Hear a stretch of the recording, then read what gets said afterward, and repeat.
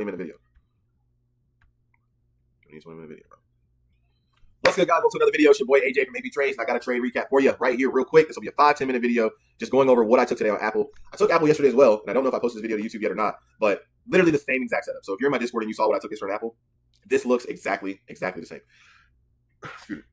This looks exactly the same as my trade from yesterday. So let's get into it and go over this real quickly. So what I kind of look for from the very beginning, right?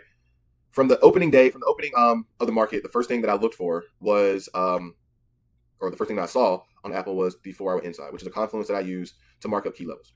I don't necessarily use this as a strategy, as like an entry. I don't enter off of this. I just use this to mark up key levels. So what I see here is a big candle right here from the previous day, right? So this is Tuesday, and today's Wednesday, right?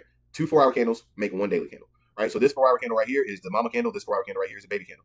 I use this confluence, which is called the 4-hour inside, as just key level, just marking up key levels. So pretty much this is the high of the day yesterday, and this is the low of the day yesterday. Now, the 4-hour inside is only valid to me if there is a mama candle, which is this big candle here, and the baby candle is inside of it. If this baby candle is outside of this mama candle, so if this baby candle was up here, right, outside of this this wick or this mama candle's high, then this would not be a valid 4-hour inside.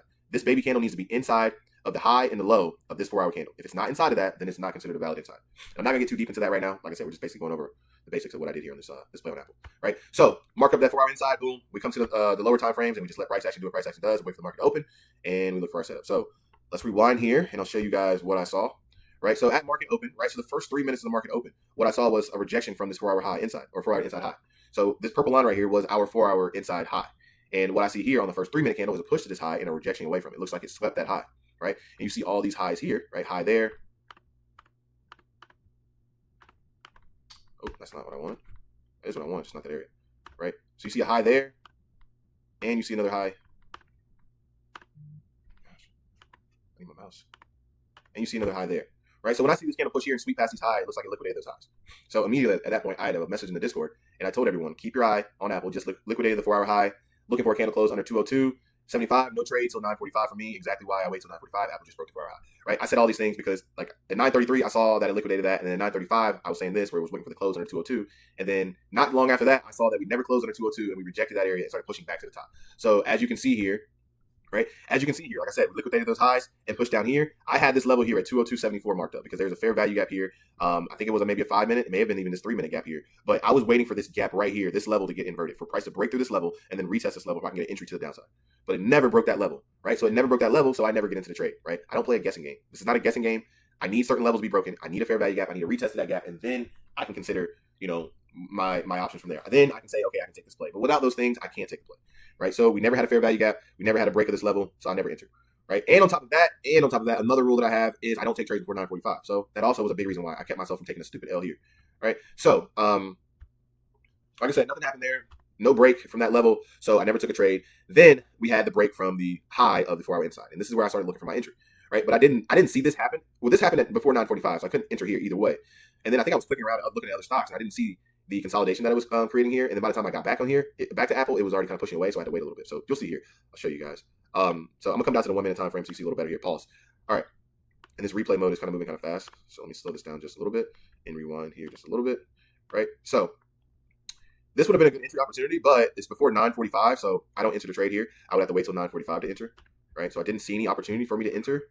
Like I said, obviously because it was before 9:45, but at 9:45 I wasn't even looking at this stock. I was looking at something else.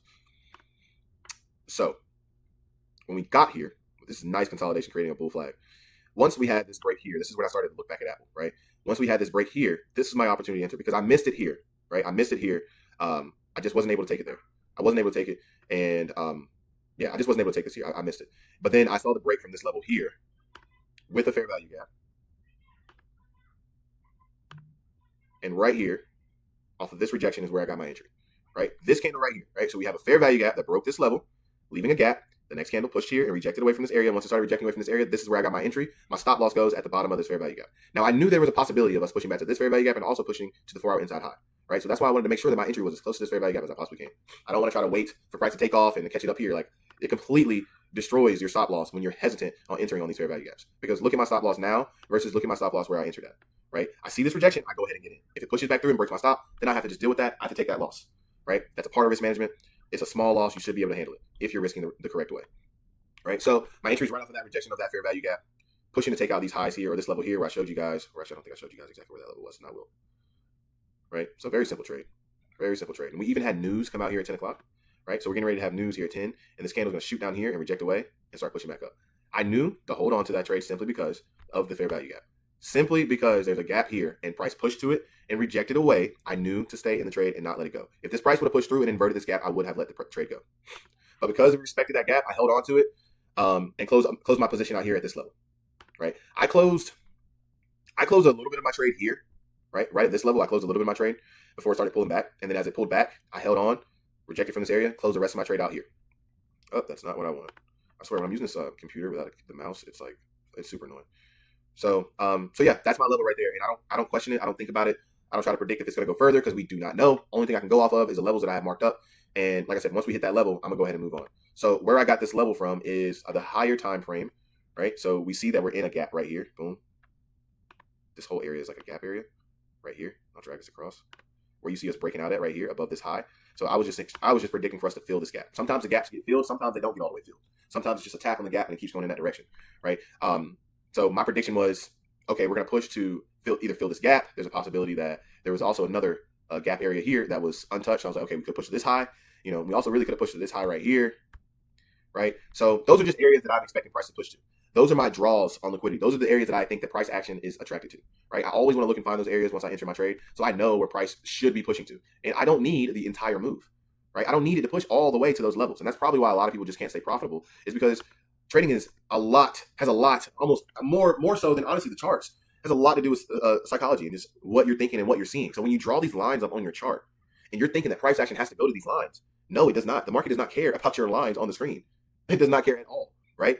So that's why when we get to these levels or even get close to these levels, I'm scaling out. I'm closing contracts because I don't know what the market is thinking and what it's getting ready to do exactly.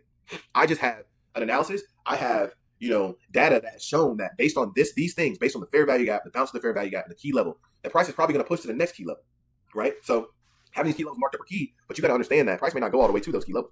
So when price decided to push to this key level, I went ahead and closed most of my position out. Like I said, not knowing if it was going to push all the way up here. I have no clue. So let's play this out a little bit more. And as you can see, I think price decided to pull all the way back and never made it up to that level, at least at the time that I was looking at the trade. So, and that's huge because if I hold on to this thinking that it was going to push up here, now I'm going from being up in my trade a good amount. And this is even where I close out at is a solid 1 to 3 trade. 1 to 3. Bro, y'all got to stop looking for these 1 to 8s and 1 to 10s trying to hit home runs in one day. That just does not work. It might work one day. It might work maybe the first day you do it. And it's like, yo, I made a lot of money. And then the next day you try it again, it does not work. And it takes everything that you just made and more. And now you're psychologically messed up in the head because you're like, yo, this doesn't work. And it just took some money from you. I mean, you're going to quit. More than likely, you're going to quit, right? Keep it simple. Keep it simple, right? So that's all I did here. Very simple trade, right? Very simple trade. Breaking the key level with a fair value gap, waiting for the retest. Boom. And I do the same things every single day. Every single time I come to the markets, I'm looking for the same exact things, right? And you can even look at my trade yesterday that I took on Apple. The same exact stop, right? You look at the same exact stop. Let's go back to yesterday. I think I've already deleted everything from yesterday. So the same thing, right? I'm going to make this quick so you guys can see this. The same exact thing that I saw yesterday or today is pretty much the same thing that happened on Apple today, right? So we had this level here.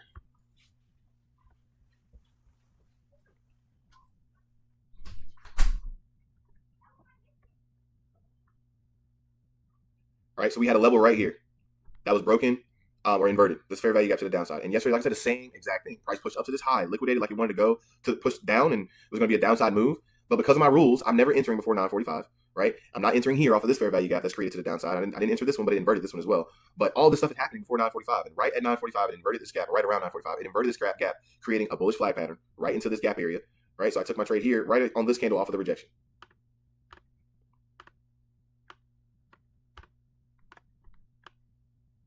Right there off of the rejection.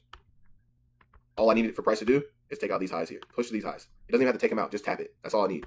Once it gets to this area, I close most of my position out here because I don't know if it's going to pull back from this point. I don't know that. And then it shot up and then pulled back down. And that's when I close the rest of my trade out. Right? Very simple. Now that's a 1 to 6. Right? That's a 1 to 6. But that's within the structure. I mean, I don't care about a 1 to 6. I don't care about none of that. I don't care about none, like really how long I'm in the trade, bro. I am trading price action. When I see this high level right here get broken, I'm cutting contracts. I don't care about a 1 to 6. I don't care about a 1 to 20. It don't matter. The price action can go to the moon. I'm cutting contracts at the high. And if it does that and it goes without me, then okay, that's fine. I've already collected my money. You know what I'm saying? I've already taken profits. But a lot of people are not willing to just take profits, and they want to see it, go to the moon, and they want to see themselves in one day, and they're just a beginner trader making $500 or $1,000, whatever it might be that you're watching somebody on social media do. Like, you got to stop watching people, and you got to go at your own pace, and you got to go at your own journey. This is your journey, not nobody else's. Learn the skill, turn your social medias off, and focus on your journey with it, right? So for me, when we break these levels, it gets to this level, I'm cutting contracts, and I keep just stacking my days. Being consistent, follow my system, and stacking my days. So that's it, man. 2 simple trades. Apple yesterday and Apple today. Almost the same exact thing. And it's like one time, you do it one time, it's lucky. If you can consistently do it, it's a skill. And this strategy with the fair value gap at the break of key levels is not a coincidence. It is a skill. And once you start to notice it, once you see it, it is going to be something that you cannot unsee it. And it's just going to become a situation where you got to work on yourself and be more disciplined to your system and taking trades at the right areas at the right times. So as simple as that.